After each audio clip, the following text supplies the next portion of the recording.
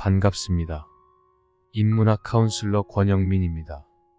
4차 산업혁명 시대는 인문학이 경쟁력입니다.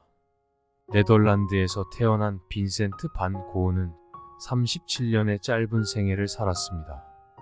10년 동안 화가의 삶을 살면서 2000여 점의 그림과 800여 통의 편지를 남겼습니다. 초창기에는 무채색의 그림을 많이 그렸지만 프랑스로 이주한 이후 자신만의 노란색을 찾았고 대표 작품 해바라기를 비롯한 많은 그림을 남겼습니다.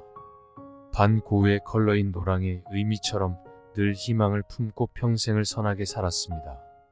이 강의는 반 고흐 인생 공부를 바탕으로 만들어진 강의로 반 고흐의 전문가나 연구자의 시각으로 쓴 책이 아닙니다. 이 강의는 시대순으로 진행하지 않고 우리 삶 속의 면면이 흐르는 인생과 사랑, 우정 그리고 관계라는 주제로 정리했습니다. 반 고흐 인생 공부를 시작합니다. 할아버지와 아버지 뒤를 이어 3대째 목회자가 되고자 반 고흐는 1877년 5월부터 신학교에 입학시험을 준비합니다.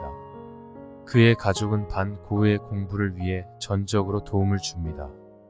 해군 사령관이었던 요한네스 삼촌은 자신의 집에 데리고 있었고 어머니의 오빠인 외삼촌 스티케르 목사도 반 고흐에게 라틴어와 그리스어 공부를 도와주기도 했습니다.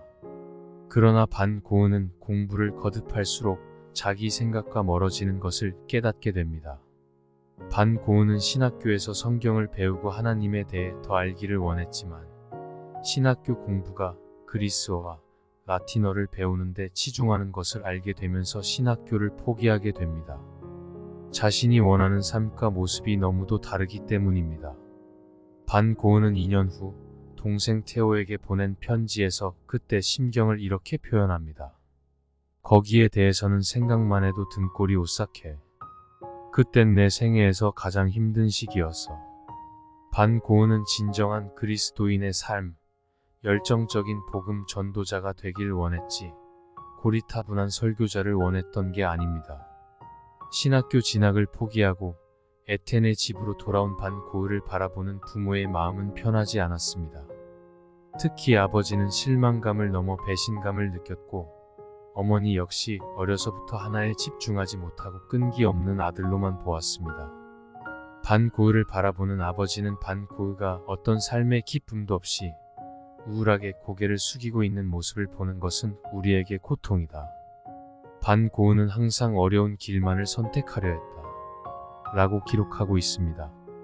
자신의 삶이 원하는 방향으로 나아가지 않을 때 차선의 길을 선택할 수는 있겠지만 먼저 스스로 힘들고 어려운 길을 선택할 사람은 없습니다.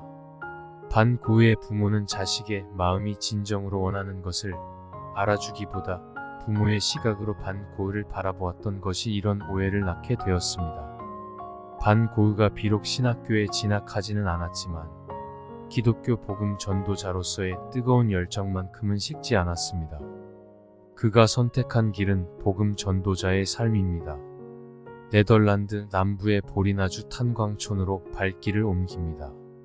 거기에서 반 고흐는 광부의 가족들과 함께 기거하면서 성경을 읽고 복음을 전하는 삶을 살기 시작합니다. 다행히 아버지로부터 집세를 낼 수 있는 경제적인 도움을 받고 브뤼셀 전도사 위원회에서 복음 전도사 활동의 지원을 받게 됩니다. 당시 보리나주 탄광촌의 현실은 열악했습니다. 19세기 산업혁명이 진행되면서 석탄은 가장 중요한 자원 중의 하나였습니다. 벨기에는 석탄 자원이 풍부해서 경제적인 활동은 비약적으로 발전했지만 광부의 삶은 매우 힘들고 위험하며 그들의 삶은 비참했습니다. 1879년 반 고흐는 보리나주에서 잠시 머물면서 갱도에서 함께 일한 적이 있었는데 다음과 같은 편지를 남겼습니다. 나는 이 지역에서 가장 오래되고 위험한 탄광인 마르카스에서 6시간을 보냈다. 그곳은 매우 악명이 높은데 수많은 광부들이 계속되는 갱내 가스 폭발이나 가스 중독, 수분 침투, 집안 붕괴 등으로 인해 죽은 채 발견되기 때문이지. 그곳은 음산한 장소였고 처음에 모든 것이 어둡고 불길하게 보였다. 광부들은 모두 열병이 있어 보였고 피곤으로 녹초가 되어 나이보다 훨씬 늙어 보였다. 반 고은은 그곳 광부들을 위해 자신의 삶을 바치기로 결심합니다. 자신도 빈곤한 삶을 살았지만 이웃을 위해 자신의 육체와 영혼을 희생하고자 안락한 집을 처분하고 판잣집에서 거친 빵과 물로 식사하며 광부와 과부 그리고 고아들을 섬기는 삶을 살아갑니다. 하지만 이러한 열정이 브뤼셀 전도사 위원회에게는 좋게 보이지 않았습니다. 그 당시 목회 자상을 폄훼한다고 판단했고 결국 제명을 당하게 되었습니다. 당시 반 고의 인생에서 가장 큰 좌절과 절망을 준 곳은 다름 아닌 교회입니다. 그는 가장 열악한 탄광촌인 보리나주에서 복음 전도자의 꿈을 접고 예술가의 삶을 시작합니다. 이번 강의는 여기까지입니다. 본 강의는 강의 현장에서 체험한 많은 경험을 바탕으로 많은 분들과 나누고 공유한 내용을 중심으로 구성했습니다.